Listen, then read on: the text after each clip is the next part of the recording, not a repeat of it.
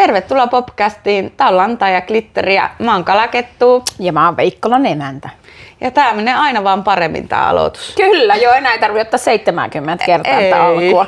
Hei, tänään aiheena, mikä on oikeasti yksi mun lempiaiheista, mitä oon oppinut sulta. Joo, mä menisin just sanoa sama, että tää aihe on semmonen ehkä, mitä sinä jopa olet odottanut enemmän kuin... Siis kyllä mäkin tästä aiheesta tykkään, mutta tää on ehkä jopa semmonen sun juttu. Jes, sä pääst kyselemään. Joo. Ja toisaalta tää on niinku helppo aihe tehdä sun kanssa, kun mun ei tarvitse miettiä sitä, että mistä joku olisi kiinnostunut. Koska nyt mulla on joku, joka on oikeasti kiinnostunut. Ja mun mielestä tästä aiheesta pitäisi olla enemmän kiinnostunut, koska tämähän on yksi vanhimmista asioista, mitä täällä maan päällä on ollut. Kyllä, ja ilman tätä ei olisi enää mitään.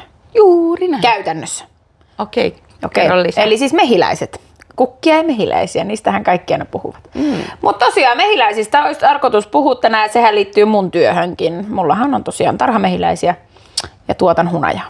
Maailman parasta hunajaa. Ei ole edes maksettu mainos, eikä pakota mua sanomaan näin, mutta siellä on yksi malli. No on useampikin, mutta se yksi on semmoinen niinku se vaalea. Joo, se on se meidän myydyn hunaja. Mutta sitä me joskus juteltiin jossain tästä ei saa sanoa ampiainen, eikö niin? Mutta ei se mitä se tulee melkein kaikille. Joo, mehiläisistä ja mä yllätyin niiden viisaudesta. Joo, siis mehiläinenhän on tunnustettu supereliöksi, se itse pesä ja se pesätoiminta.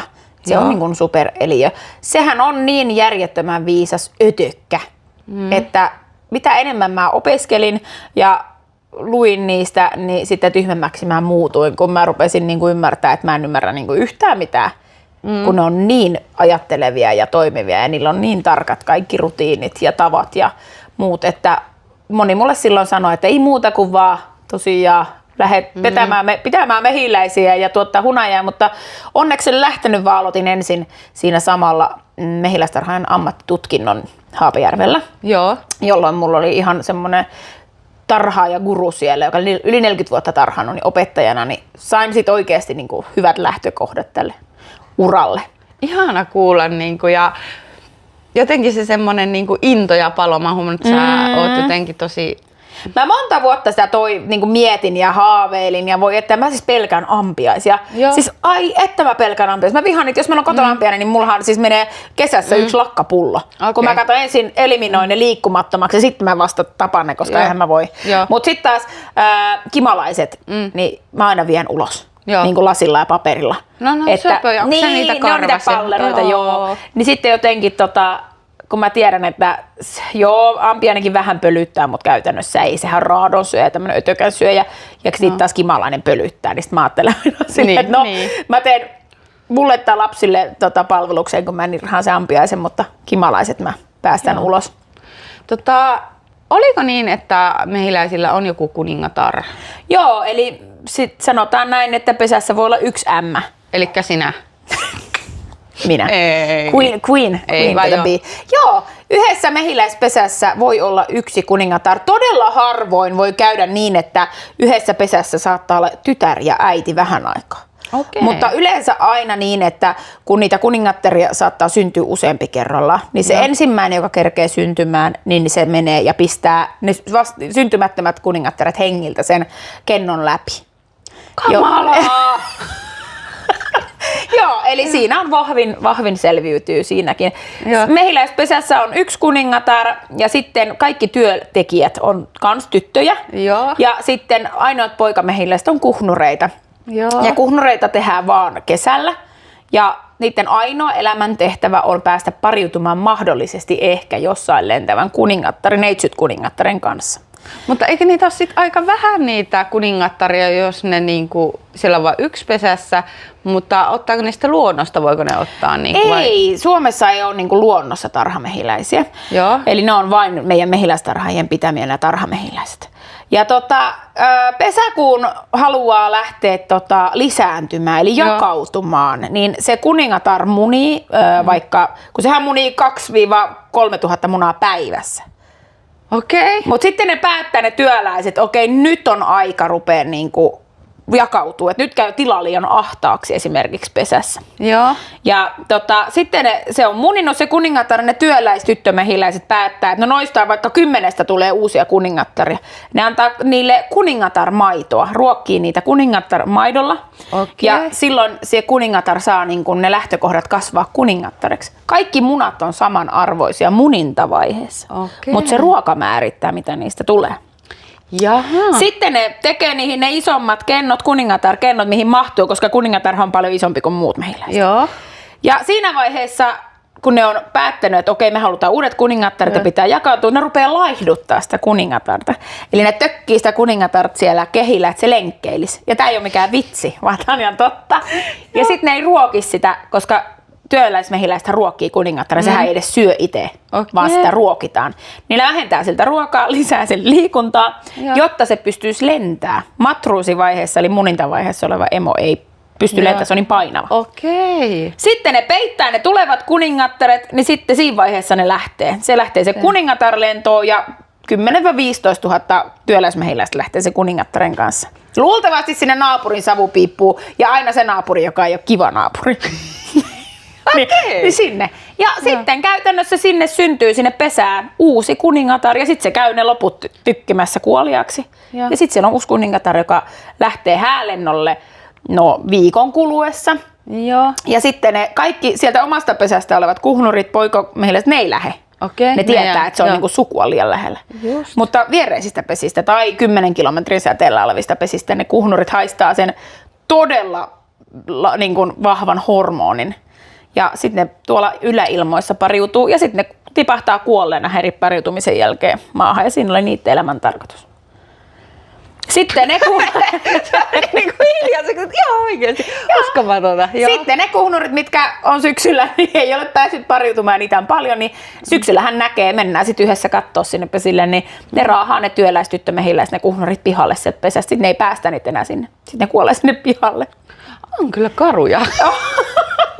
On, että se on, niin kuin, se on oikeastaan se, miten ne niin kuin toimii. Että onhan työläinen, sitten kun se syntyy, niin siitä tulee ensin ruokkia mehiläinen. Justiin. Sitten se on hoitaja mehiläinen. Niin sitten se lähtee vasta hunajan kerääjäksi. Okei, joo. Ja sitten se kerää niin kauan, että se käytännössä kuluu loppuun. Joo. Että talvella mehiläinen saattaa pysyä hengissä puoli vuotta helposti, niin kuin koko talven. Joo. Ja kesällä 6 viikkoa. Sitten kun on talvi. No talvi. No aloitetaanpa sillä, että heinäkuussahan me kerätään ne hunajat pois. Joo. Ja samaan aikaan kun me kerätään ne hunajat pois, niin meidänhän pitää antaa niille talviruokaa. Niin me tehdään kotona kylpyhuoneessa niin sokeriliuosta. Se on 62% sokeriliuosta.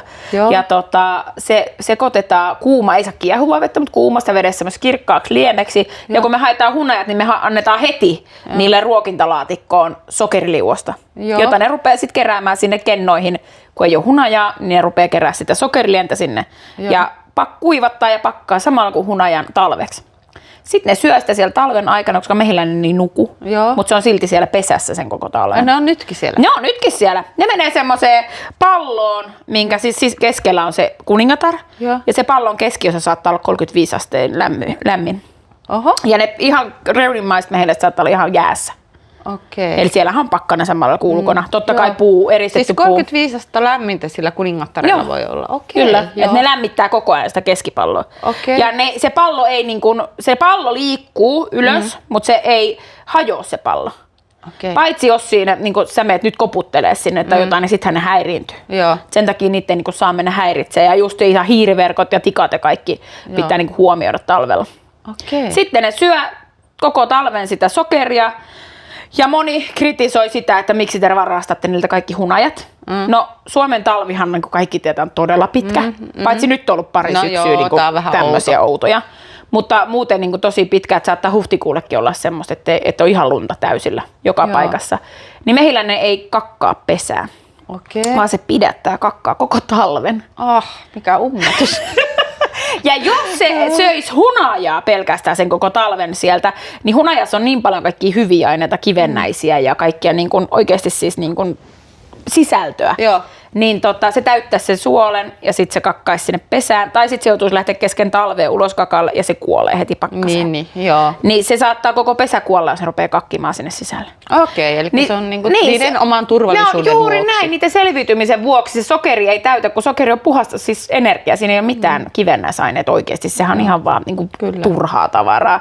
Mutta siinä on energiaa niin paljon, että se mehiläinen pysyy hengissä sillä.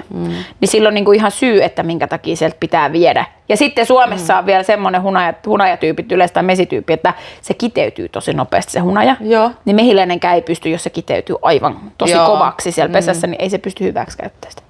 Okei, no miten sitten, jos sieltä pallon keskeltä sen kuningattaren vierestä yksi haluaa lähteä syömään? Ei, se ei lähde se yksi, vaan se liikkuu koko pallo sen mukaan, missä on ruokaa näin. Okay. Mutta se ei voi liikkua sivuuttain, se ei liiku, vaan se liikkuu vaan ylöspäin. Okei. No miten se saa se keskimmäinen sieltä? Kuljettaako sille? Siis mehiläinenhän voi kuljettaa ja siis siirtää. Ja sitten kun ne liikkuu, niin kyllä ne sieltä saa. Vau. Kyllä ne jakaa, että ne ei sillä lailla tarvi ihmistä. Me vaan luodaan niille ne otolliset olosuhteet elää, mutta sitten ne hoitaa itse kaiken muun. Ja milloin ne sitten herää? Tai siis nehän on koko ajan hereillä. Tai siis anteeksi aktivoituu. Niin. Aktivoituu silloin, kun tulee ensimmäiset kunnon plussakelit, eli menee yli nollan. Joo. Ja aurinko pilkahtaa, koska mehiläinen elää valon mukaan. Just. Eli auringon valon mukaan vähän, että syksyllä kun rupeaa laskea, että lyhenee päivät, niin mehiläinen huomaa sen. Joo. Ja sitten taas keväällä, kun ne lisääntyy se valomäärä, niin sitten nekin aktivoituu. Joo. Ja sitten sanotaan, että ne lähtee puhdistuslennolle, eli paskalle. Joo. Ja hanki on silloin ihan ruskeana. Ja jos menee itse pesille katsomaan, kun ne tekee puhdistuslentoa, niin valkoinen mehiläispuku ei ole valkoinen sen jälkeen. Joo, okay. Eli se on täynnä sellaisia ruskeita vanoja. Silloin ne lähtee touhuamaan ja kaikista tärkein kasvi tarhamehiläisille ja luonnon kaikille pölyttäjille on paju. Joo. Eli mikä on toisaalta kahden kaksi. Mä tiedän. Kun pajuja pitäisi kaataa ja sitten EU-tuki nämä tarkastajat, niitä ympäristötarkastajat, ne katsoo satelliitista, jaha, tuolla kasvaa noin paljon pajuja tuolla pellon reunalla, niin vähennettäpä siltä vähän EU-tukea ja peltotukea, että on pakko kaataa. Mutta sitten pajuilla me pelastetaan kimalaiset ja tarhamehiläiset ja kaikki, mitkä herää jo silloin, se on niille elintärkeä se paju. Niin se on vähän semmoinen, että miksi ympäristövaatimukset vaatii poistamaan pajut, mutta sitten se on pölyttäjille ihan äärimmäisen tärkeä. Hyvä pointti. Ymmärrän ton kritisoinnin tuo suhteen. Miten siis pakko kysyä, tääkö siellä on möykky? Joo, pallo. Kuinka monta siellä on yleensä? Jaa, nyt heitit pahan. Kyllä siellä varmaan 5 000–10 000 mehiläistä on. Joo. Niin kuin talvellakin. Jos ajatellaan, että kesällä saattaa olla 60 000 mehiläistä per pesä. Et kyllä niitä aika paljon on. Ja siis, syksyllä kun ne menee, niin syksyn aikana kuolee jo iso osa kesämehiläisiksi. Puhutaan niin kuin kesällä, niitä työläisiä, jotka on kesällä kerännyt hunajaa. Ne kuolee siinä syksyn ja alkutalven aikana. Mutta sitten kun sä menet pesälle keväällä, niin siis siellähän on ihan tuhottomasti kuolleet joka paikassa. Koska ne vaan sit kuolee sinne. Voiko ne jäätyä just ne ulkopuoliset sitten, kun ne on suojellut sitä? Voi, mutta yleensä ne on hengissä. Ne ulkopuoliset siellä reunimmaiset, mutta ne on niin, että ne on just elintoiminnot toimii, mutta sitten ne on jäässä. Ne on vähän horteissa. Niin, ne on just näin, että ei ne kuole siihen, mutta sitten kun ne tulee ikätäyteen, ne kuolee. Tai just jos niillä on pakko lähteä vessaan. Minkä ikäiseksi ne elää? No, jos ei lintu nappaa. No talvella sen 5 vuotta ja kesällä 6 viikkoa. Okei, nyt mun pitää kysyä tämmönen.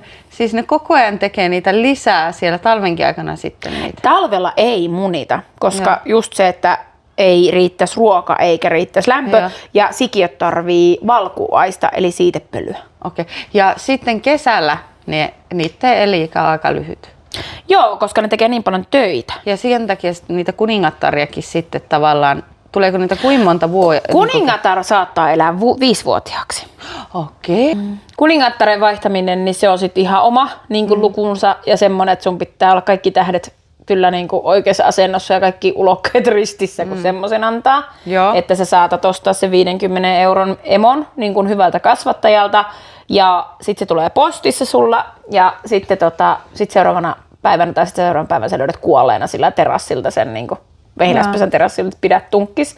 Mehiläinen, kun niiltä ottaa tosiaan sen kuningattaren pois, niin se niin feromonit niin lähtee sieltä pesästä ja ne tietää, tulee hälytys ihan muutamassa tunnissa, täällä ei ole kuningatarta. Joo. Ja yksikään pesä ei selviä ilman kuningatarta. Joo. Niin, sehän on kuitenkin ehtinyt katsoa se edellinen kuningatar munia sinne. Niin semmoinen, mikä on niinku maks 3 päivää vanha, ne rupeaa niistä tekemään sitä kuningatarta, ruokkii sitä paremmin ja hoitaa. Niin sit siinä käytännössä ne saa 2-3 viikon päästä tai 4 viikon päästä siellä on muniva uusi kuningatar. Okei. Niin sen takia sitten kun tekee niitä ostokuningattaria, niin se pitää niinku mahdollisimman nopeasti saada sinne pesään, mutta niin, että ne ei pääse heti tappamaan sitä. Joo, että neitten pitäisi tavallaan kerätä saada. Se haju pitäisi, niinku, että niitä pitäisi, niin siihen on sitten erilaisia kikkoja, erilaisia asetushäkkejä ja munintahäkkejä, että ne hyväksyy sen paremmin. Mutta on semmosia, että oot tehnyt kaikki se silti. Niinku. Vaatii kärsivällisyyttä. Ja vähän viekkautta. Ne on, joskus ne hyväksyy kerralla ja siihenkin osa käyttää tätä dödöjä ja muita, että saattaa hajustaa vähän dödöllä sitä emoa ja sitten vielä sitä pesää, että se haisisi siinä samalle. Okay. Mutta toimiiko se ihmisille, se dödö? Siis tämähän toimii lehmillä. Siis sillä lailla, että oikeesti, että saattaa olla niin, että halutaan laumaa lisätä kuin emo, mutta pelätään, koska nehän kanssa tappelee ottaa sen paikkansa. Niin sonnit. Ei, kun ihan lehmät. Niin niillä voi ottaa periaatteessa kaikille samaa hajuvettä naamaan. Ne haisee samalla. Voiko käyttää ihan Diori? Voi, totta, mitä kalliimpi, niin sitä parempi onnistumisprosentti. Mutta joo, se on oikeasti toimiva semmoinen hajuhämäys ja ihminenhän kuitenkin kans, niin hajuhan vaikuttaa tosi monia, niin kuin tuoksut ja kaikki. Ja se on aika alkukantainen semmoinen. Joo, niin se on oikeasti mehiläisilläkin, kyllä ne niin kuin. Joo. No nyt kun sä meet sit keväällä sinne pesälle, niin onko ne siltä, se on Karoliina, tunteeko ne sut? Ei ne varmaan ihan näin hyvin tunne nimeltä. Ei ole silleen, niin kuin te heittää Ei, kahvit. mutta nyt oli tehty tutkimus, että mehiläisellä on muisti. En muista tätä virallista nimeä sille niin kuin muistille, kun niillähän niitä on lyhytkestosta ja muuta, mutta se oli joku vielä oma. Niin ne muistaa kyllä hoitajansa ja mulle tämä meidän opettaja, joka on yli 40 vuotta tarhannut mehiläisiä, niin se sanoi, että keväällä kun menette, niin puhutte niille nätisti ja tervehitte kaikki ja kerrotte kuka tulee pesälle. Että ei se välttämättä, niin kuin, ei ne varmaan osaa sillä ihan jäsentää ketä tulee, mutta kyllä ne varmaan jonkunnäköisesti tunnistaa, että kuka tuli. Joo, mitenköhän tuntee, onko niillä korvia vai onko se äänin väre, äänen paino, niin varmaan, ja mä luulen, että hajut. Ja esimerkiksi mä huomasin sen, että ja tiedän muitakin tarinoilta sen, että esimerkiksi jos on tämmöinen tosi voimakkaasti hielle haiseva vaikka nuori mies tai vanha mies tai alkoholia juonut edellisenä tai silloin, niin mehiläiset reagoi heti aika aggressiivisestikin semmoiseen. Okei, joo. Että niin. kyllä mä luulen, että ne niin kun, se haju ja semmoinen kokonaisuus on se niille se niin kun, kyllä. Se, minkä mukaan ne muodostaa niin kun muistin. Joo. Miten jos sä menet nyt hakee sitä hunajaa, niin, kun tää mua kiinnostaa, että kun nehän on semmosessa laatikoissa ja sä haluat sitä hunajaa, niin lähteekö ne siksi aikaa pesästä pois vai pyöriikö ne? Voi ei, lähtisikin. Voisikin sanoa, että no niin lenkille siitä, tulkaa sitten puhtaille lakanoille, mutta ei. Onko se riskin paikka, millä niitä pistoja tulee? Joo, se on ehkä. Joo, sekin, mutta kyllä niitä tulee siinä ihan hoitotilanteessakin ihan muutenkin, vaikka et sä vielä hunaja, mutta se on selkeästi semmoinen, mikä herättää niilläkin tunteet pintaan, että menee vähän tunteisiin. Joo. Että kun mä menen pesälle, niin mä voin tehdä niin, että mä käyn laittaa pari päivää aikaisemmin semmoiset levyt, missä on kulkuaukot, tietynlaiset niin, että mehiläinen osaa mennä suppilosta ulos, niin kuin sitä kapeampaa päätä pois, mutta se ei osaa tulla takaisin sitä samasta kapeasta suppilon päästä. Niin olemassa sellaisia pakolevyjä, mitkä on niin kuin näin päin siellä pesässä, niin kuin se levy ja sen alla näin, niin ne pääsee pois sinne, missä muutkin mehiläiset on, mutta sitten ne ei enää pääse takaisin sinne hunajalaatikoihin. Aivan. Niillä voi vähän sillä, että aina sinne jää muutamia, mutta suurin osa menee sitten paosta sinne alalaatikkoon, mistä ei oteta sitten hunajia pois. Okay. Niin se on yksi, mutta kun mä menen sinne pesälle käytännössä itse, niin mä nostan kaikki hunajalaatikot erikseen vaikka pesän eteen, vähän kauemmas eteen ja laitan kannet kaikki. Jokaisen pesän niin kuin omat hunajalaatikot aina oman pesän eteen. Joo. Ja sitten mä laitan niille ruokintasokerit heti ja kaikki, että ne saa heti rupea tekemään töitä ja eikä me paniikki, että apua pojin ruokaa. Joo. Ja sitten jokaisen kehän laatikossa on 10 kehää, niin molemmilta puolilta mä semmoisella pehmeällä harjalla harjaa ne mehiläiset siihen pesän eteen ja ne kävelee siitä sinne pesään takaisin. Okay. Niin se on 40 harjauspuolta per laatikko ja jokaisessa pesässä saattaa, niin kuin tänäkin kesänä oli 6 tai 7 laatikkoa ja sitten niitä oli 23 pesää, niin sen voit kertaa sitten niin kuin aika monella. Siinä niinku tavallaan työtä tulee. Siinä on todella paljon fyysistä ja työtä. miten mä ymmärsin, että kun viime vuonna oli niitä hirveitä helteitä, niin sä oot niinku aamuyöllä ja yölläkin koittanut tehdä. Joo, se on vaan siinä, että mehiläinen lähtee lentoon joskus, sit kun aurinko nousee. Ja vähän niin kuin, varsinkin, että se paistaa pesää, niin sitten mehiläinen lähtee liikkeelle. Niin se 6:00 oli aika lämmintä, mutta myös mehiläiset oli pesässä vielä. Et se oli vähän niin kuin, että sitten aamupäivä on paras tai päivä, koska ne lentää enemmän hakee sitä hunajaa, niin ne ei niin häirinnyt, tai siellä pesässä ei ole niin paljon. Okei, joo. Kun sitten illalla ja aamulla, niin ne on kaikki kotona. Okei. Miten tommonen yksi pesä? Tuleeko sieltä minkä verran hunajaa? Missä ajassa? Osaatko sä arvioida? Siis Suomessa hoidetaan mehiläistä 11 kuukautta ja hunajaa tulee 4 viikkoa. Joo. Ja niin yhdessä pesässä, normaalivahvuisessa, hyvässä pesässä, huonona talvena tulee 10, tai huonona vuotena 10 kiloa, parhaana vuotena yli 100 kiloa. No niin, joo. Että se on vähän vuosista kiinni, että mitä kasveja silloin on ja mitä ei ole. Ja tää kiinnostaa, kun on eri hunajaa, on semmoista vaikka auringonkukkahunajaa, rypsihunajaa ja kehäkukkahunajaa, tämmöisiä jotakin. Ja. Niin mistä sä tiedät, että mistä ne on hakenut ne vai seuraavaksi, että se menee tonne? Se menee Whitehorsemaan. Esimerkiksi sehän voi, sillä lailla sä pystyt arvioimaan, että jos sä viet vaikka johonkin peltojen keskelle, mitkä on rypsipeltoa, niin sitten ne luultavasti kerää sitä rypsihunajaa totta kai. Ja sitten muitakin satokasveja, niin sä voit suurin piirtein arvioida. Mutta maku, sä maistat siinä vaiheessa, kun sä keräät ne kehät ja meet linkoomoon, niin sä maistat aina vähän sitä kehää, että mikä hunaja siinä on, jos sua kiinnostaa. Tai on mahdollista, että sulla on jotain erikoishunajaa. Ja sitten esimerkiksi voikukkahunaja, niin se on keltaista, tosi keltaista ja tosi tunnistettavan makusta. Joo. Ja sitten se vahakansi, millä ne peittää hunajaa, niin se on ihan kirkkaankeltainen se vahakansi. Okay, joo. Eli sen on tosi helposti huomattava. Sitten rakenteet. Rypsihunaja kiteytyy, sitä sanotaan sementtihunajaksi, sehän kiteytyy ihan niin kuin naps ja kops, niin se on jo ihan kovaa. Justi. Että se on niin kuin siitä maistamisesta oikeastaan, maistaminen ja haistaminen. Tein nyt aikoinaan sen virheen, että on mennyt kauppaan ja ostanut hunajaa ja ottanut halvimman hunajan, mikä siellä on, että vähän pihistellään, mutta on käynyt ilmi, että se ei ihan olekaan hunajaa välttämättä tällä purkissa. Joo, nythän oli viime vai toissa vuonna tehty tämmöinen puolueeton tutkimus niin, että oli esimerkiksi Suomen kauppojen hyllyltä haettu hunajia, ihan niin kuin kaikkea, mitä mahdollista löytyy, merkkejä ja muita.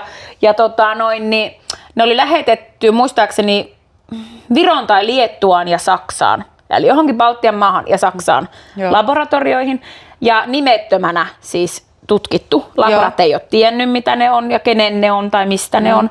Niin yli 80% niistä hunajista oli muutakin kuin hunajaa, eli glukoosisiirappia tai sokeria.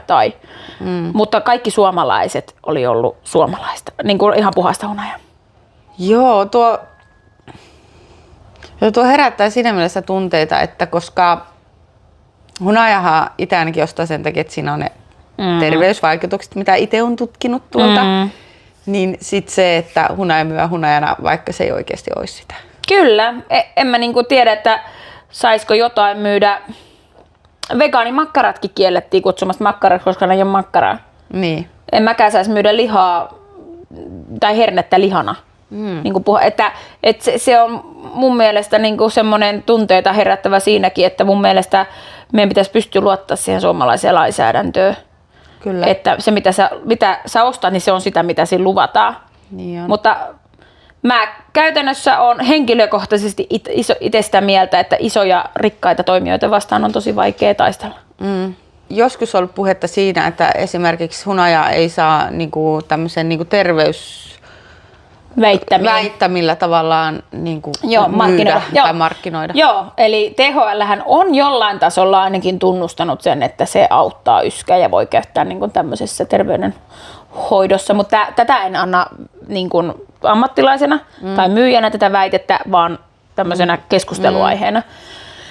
Ja mutta jostain syystä Suomi on niin tarkka siitä, että sitä ei saa mainita, että se olisi millä lailla terveyttä parantavaa tai voisi olla mahdollisesti apua. Meillähän on ollut tämmöinen firma ja voin sanoa, ei ole mainostusta, millä oli sen nimistä hunajaa kuin Voi hyvin hunaja. Ja Suomen lainsäädäntö sitten puuttui tähänkin ja he joutuivat vaihtamaan nimen sen takia, että siinä annettiin lupaus voida hyvin. Niin terveydenhuollon ammattilainen voi sanoa, että anna vaikka vähän hunajaa. Et siellä pystytään niinku tavallaan antaa se hunajaohje. Mutta miten sitten Mutta siinä ei varmaan saa sitä antaa lupausta, että se voi auttaa se hunaja, jos annat sitä sille lapselle. Niin. Se pitää Eli vaan sanoa, että voiko hunaja myyä sitä silleen, että tämä voi auttaa yskään? Tämä voi auttaa. Voi, kyllä, ilmeisesti voi. Ja kyllä mullakin on niin kuin moni sanonut itse, kun ne on tullut ostaa. Ja sitten mä sanon, että tämä on semmoista kiteistä, että vanhat ihmiset varsinkin kutsuu, että tämä on semmoinen yskähunaja. Joo, niin sitten ne sanoo, no sitä mä haluun just.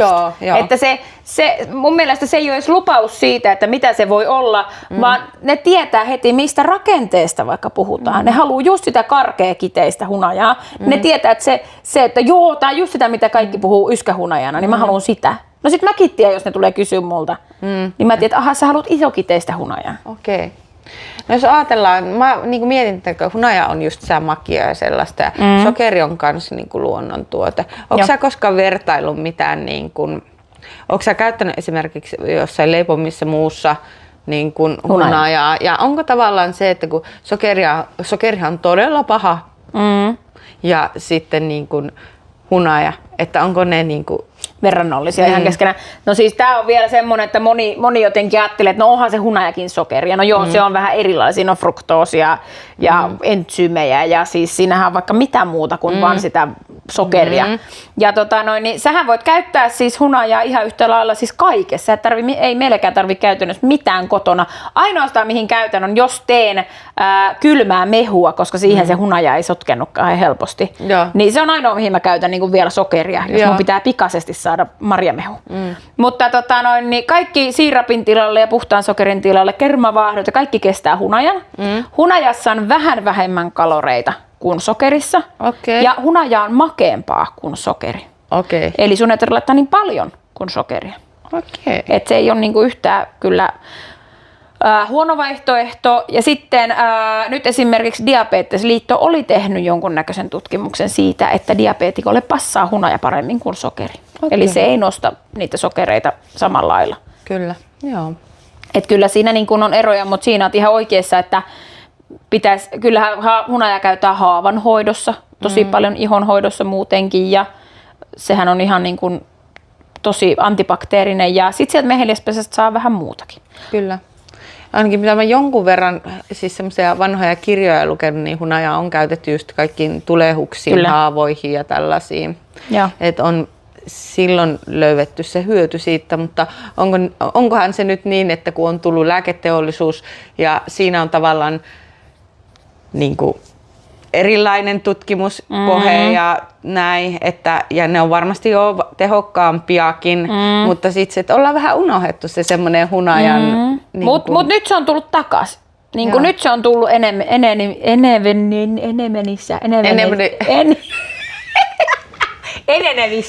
enenevissä määrissä takaisin käyttöön, ja lääkäritkin suosittelee, ja mäkin olen itse haavahoitaja, tai olen käynyt koulussa niin kuin haavapuolen tosi tarkasti, meillä oli se syventävä sinne haavanhoitoon, ja on tehnyt haavanhoitohommia paljon töissä. Eli me ajetaan teille, kun tulee haava, niin tervetuloa, niin silloin varsinkin niin siitä totta kai oppi, ja sitten mullekin lääkärit, kun on ollut itsellä leikkauksen lääkärit, kun ne on kuullut, että mulla on niinku työkokemus haavahoidosta, niin sitten ne on sanonut, no niin kyllä sä tiedät itse paremmin kuin me. Eli kyllä niin kuin lääkäritkin ja muutkin on ruvennut sitä uudestaan, ja nyt on tullut paljon hunajatuotteita, ja pihkavoidetta on myös tullut samalla. Ne on tullut ne vanhat asiat uudelleen. Ja mä luulen, että siinä on myös se, että sitä lääkekemikaalikuormaa yritetään vähän vähentää, niin mä luulen, että palataan vähän sinne niin kuin alkuun. Eikö tämä, että mehiläismyrkkyhän on todettu pienentävän syöpäkasvaimia? Ja sitten uusi tutkimus propoliksesta, eli siitä kittivahasta, millä mehiläiset kittaa kaikkea. Siinä ei kasva mikään bakteeri eikä mikrobia. Sitä saadaan, siinä oli 200 eri luonnon ainetta, mitä ne kerää ja tekee. niin se on todettu etuusrauhassyövän hoidossa toimivaksi. Okei. Mutta nämä on taas semmosia, mitä mä oon lukenut itse tutkimuksia ja en niinku takaa, että nämä on ihan 100%, tai että en nyt väitä mitään, että ei ole seuraavaksi jossain lain tulkinnan, tiedätkö, koukeroissa miettimässä, tuliko sen nyt luvattua jotain väärää, että sitä en tarkoita, mutta tämmöisiä ihan virallisia tutkimuksia on lukenut. Okei. Ja nyt oli itse asiassa yksi tutkimus oli siitä, että kun meillähän apiterapiaa, eli sitä ulkomailla tämä on jo lyönyt läpi, eli että on niitä mökkejä, missä sänkyjen alla on mehiläispesiä. Niin, että ne ei tule sinne sisäpuolelle, vaan ne lentää niin kuin siellä mökin ulos. Joo. Mutta sä makkaat semmoisen verkon päällä ja patjan päällä, minkä alapuolella on mehiläispesiä.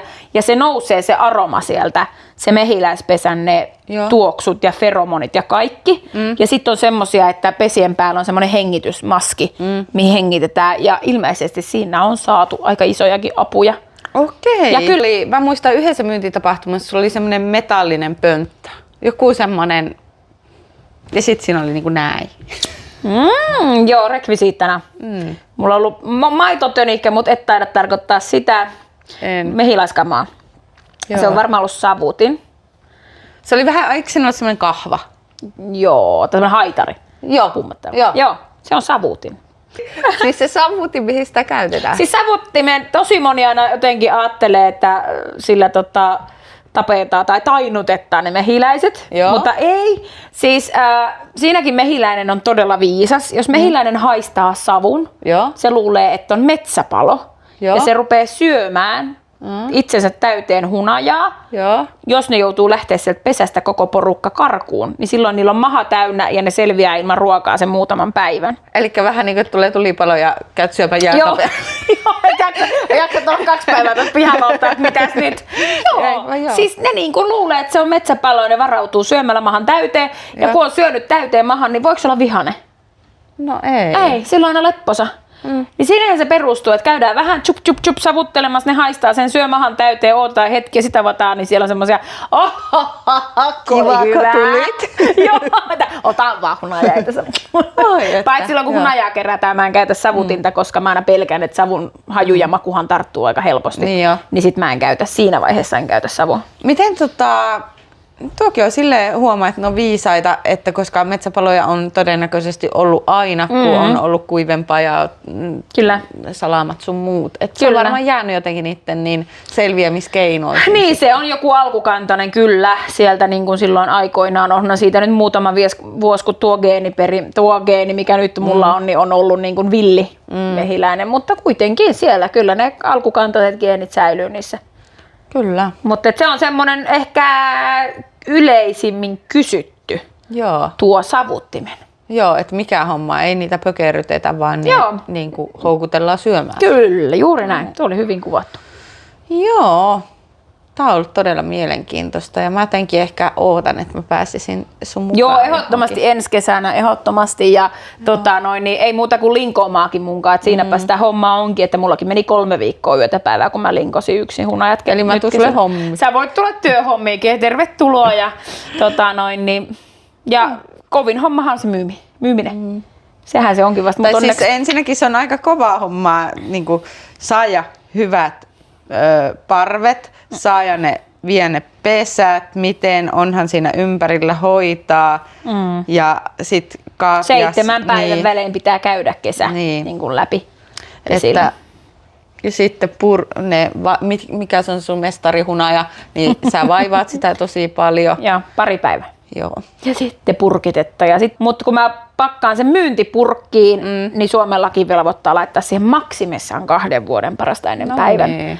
Että Egyptistäkin löydettiin 3000 vuotta vanhaa hunajaa, ja se oli syöntikelpoista, mutta Suomessa se on 2 vuotta. Ja pieni mainostus kuitenkin Suomen mehiläishoitajaliiton porukalle, että siellä tehdään kovaa työtä. Et itsekin kuulun parvipelastajiin, jotka tämän pohjoisalueen parvia, niin jos tulee joku ihanan savupiippu on täynnä mehiläisiä. Katsotaanko niissä on vielä meidän se on vielä joku kerta teidän, mutta en kiipeä noin korkean taloon. Niin sanoin, niin on parvipelastaja, mutta ei kiipiä.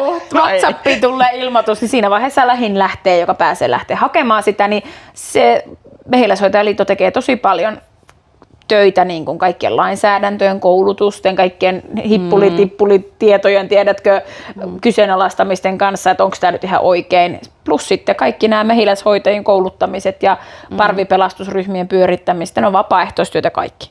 Ai, tärkeää hommaa. Tärkeää hommaa, kyllä, on iso homma. Joo, kyllä se siinä vaiheessa, jos siellä se mehiläisparvi piipussa on, niin ei sitä itse kyllä sinne. Ei. Niin kuin, että kyllä mä 2 kerroksen taloihin on kesälläkin. No, kyllä sä tonne uskalla. Meidän pysyy varmaan tikapuut. Mä luotan, että sä pidät musta tikaapuilla vielä. Joo, niin, mä taas kiinni. Mutta jos havaitsette parvia teidän puussa, vajassa, savupiipussa, soittakaa as soon as possible heti saman tien tonne parvipuhelimeen, niin tullaan hakemaan sitten parvi pois. Älkää antako sen kotiutua, sit se on vaikea. Jos hyvää materiaalia, niin soittakaa mulle. Joo, kontenttia luvassa. Voi apua. Mutta tässä oli siis hyvin pintaraapasu mehiläisen hoidosta, siis todellakin käyty pikana läpi, eikä edes kaikkea niin kuin kyllä, mahdollista. mä haluan kuulla tästä lisää. Ja seuraava video on sitten meillä, kun Kalakettu tulee meille tekemään vähän mehiläisen hoitoa. Joo, mä oon siellä juoksemassa karkuun ja Karoliina koittaa tulla epipenikäensä pelastamaan mua. Sun mielestä oli tässä aiheessa lantaa? Mun mielestä lantaa oli tietynlainen tiukka pipoisuus luonnontuotteen lähellä. Mun mielestä lantaa oli se, että Suomessa saa myydä tuotetta, mikä ei ole 100% hunaja, vaikka se markkinoidaan hunajana. Mun mielestä glitteri on ehdottomasti se, että Suomessa on hunajatuotantoa ja sä teet sitä. Voi ihana. Mun mielestä glitteriä on se, että mä tiedän, että sun lisäksi on paljon semmosia, jotka on oikeasti kiinnostuneita mehiläisistä ja hunajasta. Kyllä. Kiitos Veikkola emäntä näistä tiedoista ja ensi kertaa. Ensi kertaa. Moikka! Moikka!